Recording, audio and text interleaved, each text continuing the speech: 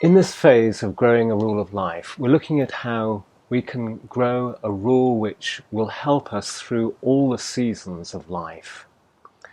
I had the great joy of living for several years at our country monastery, Emery House, where I'm sitting now.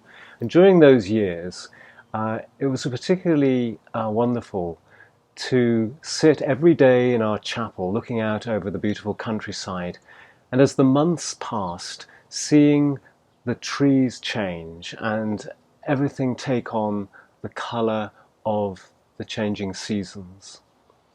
And in the summer particularly, and perhaps the spring, it was particularly beautiful, and it was a joy to be out in the gardens helping grow fruit and take care of the property.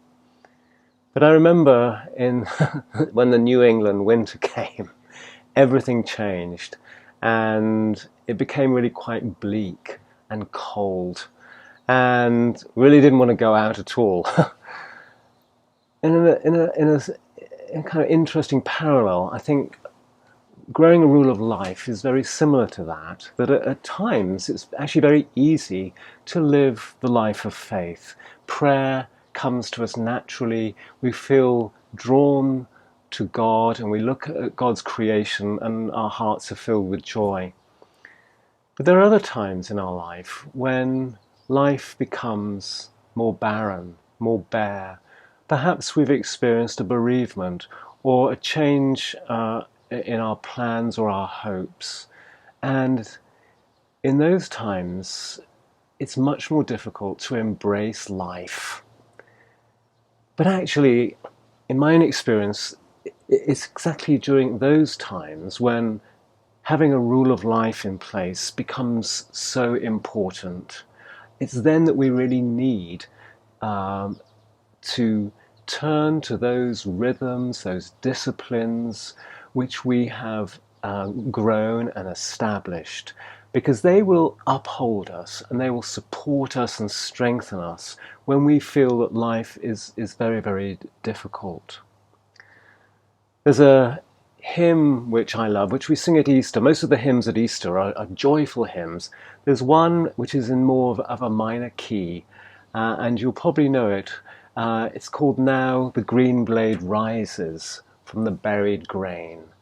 And the underlying imagery of that hymn is that when we look out at a wintry scene, it seems that everything is dead, but actually underneath the surface, something actually very powerful and wonderful is happening.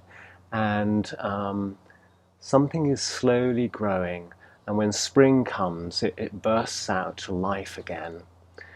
And that hymn talks about particularly those times when the fields of our heart are dead and bare, and we feel really quite desolate.